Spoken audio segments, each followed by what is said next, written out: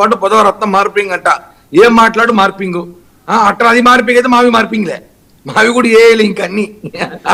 ఎందుకన్నా ఒకటి ఇలాంటి వాళ్ళు పవన్ కళ్యాణ్ గారిని, చంద్రబాబు గారిని, జనసేన నాయకులు మాట్లాడుతా అంటే సిగ్గుండాలి వైసీపీకి. ఇప్పుడు చెప్పండి, కరుణాకర్ రెడ్డి, జగన్మోహన్ రెడ్డి పెట్టుకుంటారా, సస్పెండ్ చేస్తారు అతన్ని. అతను ఇలా రోడ్ల పైన తప్పదాగి పడుకొని, మహిళలు యాత్రికులు తిరిగే స్థలాల్లో పడుకొని ఇలాంటి వాళ్ళు వైసీపీ ప్రతినిధులు పెట్టుకుంటారు. మీరు సస్పెండ్ చేసి పడేయకుండా పెట్టుకోవాలంటే మీకు అలాంటి వాళ్ళే కావాలి.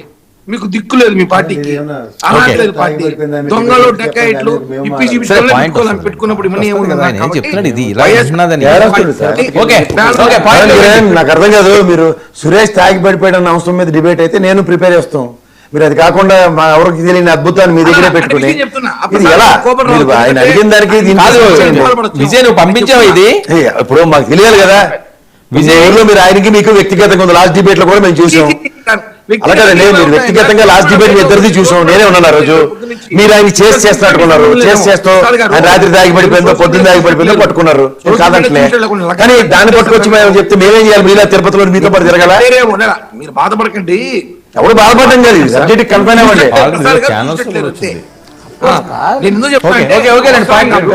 సందర్భం వచ్చింది కాబట్టి వచ్చినప్పుడు చెక్ చేయండి సార్ అంటున్నా.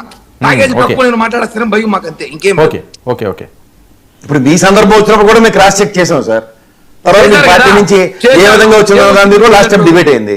సో కిరణ్, ఇది వ్యక్తిగతంగా ఒక పార్టీని ఆపాదించి మాట్లాడే దగ్గర ఇండివిజువల్ క్యారెక్టర్స్ చాలా ఇంపార్టెంట్. ఏమొచ్చింది రిజల్ట్? నాకు ఏమొచ్చింది ఇప్పటికీ తెలియదు. మీరు చెప్పింది నమ్మాలంటే. నాకైతే ఈ రోజు జనసేన నుంచి అఫీషియల్ గా కిరణ్ రాయ్ గారిని మళ్ళీ పునఃప్రతిష్ఠించింది పార్టీ అని చెప్పింది ఎక్కడ రాలేదు. రెండోది, మీ స్థాయి కలిగిన అధికార ప్రతినిధులందరినీ ఎవరిని టీవీ డిబేట్కి రావట్లేదు. మీకు ఈ ప్రివిలేజ్ అంటే నాకు అర్థం కావట్లేదు. డెఫినెట్ గా మీరు ఒక అవుట్ సైడ్ పర్సన్ గానే వస్తారని నేనైతే ట్రీట్ చేస్తాను. మా నాయకుడి ఇష్టము, మా పార్టీ ఇష్టమే, డిబేట్లకు రావాలి. నేను అదే చెప్తా కిరణ్ రాయ్, మీ గురించి నేను చెప్తుంది అదే. మీ పార్టీ విధానంలో మీ మీద ఫర్దర్ యాక్షన్స్ అయ్యేదాకా ఆపమన్నారు. మీరైతే వస్తున్నారు. మీ స్థాయి కలిగిన అధికార ప్రతినిధులు ఎవరు రావట్లేదు. మేము గమనిస్తున్నాం కదా. మేమైతే ఎవరు ఖాళీగా లేవు కదా, మీదే పనిలో ఖాళీగా ఉన్నాం చూడు, చెప్తాం అంతే. ఖాళీగా లేం కదా, మేమేమి డిబేట్ల కోసం లిస్ట్ రాసుకొని కూర్చోట్లేదు కదా. మాకు అవకాశం వచ్చినప్పుడు మేము వచ్చి మాట్లాడతాం, మా వాయిస్ వినిపిస్తాం, మా పార్టీ వాయిస్ వినిపిస్తాం. ఇప్పుడు 9 మంది ఎమ్మెల్యేలు అన్నారు, వాస్తవమే. 21 మంది ఎమ్మెల్యేలు పవన్ కళ్యాణ్ గారు పక్కన పెడితే, మనోహర్ గారు పక్కన పెడితే 19 ఎమ్మెల్యేలు పవన్ కళ్యాణ్ గారు అందరూ పిలిచి మాట్లాడబోతున్నారు.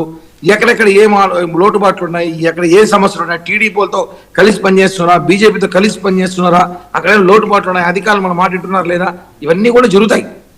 అంటే మీకు అడిగిందని చెప్తున్నా. ఇవన్నీ కూడా రాబోయే రోజుల్లో పవన్ కళ్యాణ్ గారు ఎవరిని ప్రజలని కానీ పార్టీ క్యాడర్ కానీ చూసుకోకపోతే ఏ ఎమ్మెల్యే కూడా నెక్స్ట్ సీట్ ఉండదు, ఏ ఎమ్మెల్యే కూడా ఎంకరేజ్ చేయరు.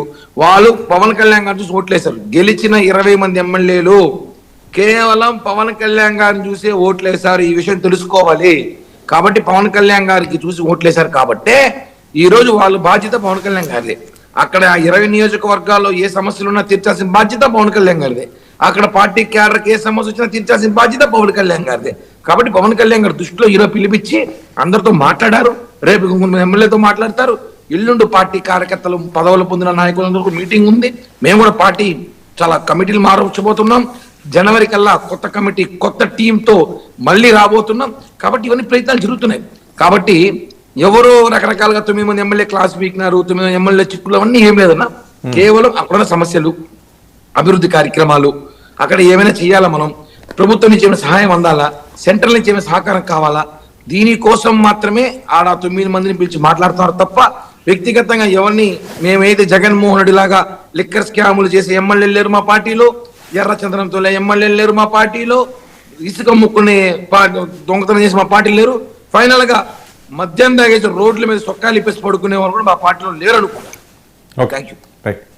చిన్నప్పటి గారు ఏం జరుగుతుంది సార్? 99 వీక్షకులకు అలాగే ప్యానల్ సభ్యులందరికీ కూడా నమస్కారం. ఈరోజు అసందర్భంగా సబ్జెక్టులో లేకపోయినప్పటికి కూడా వైసీపీ వాళ్ళకి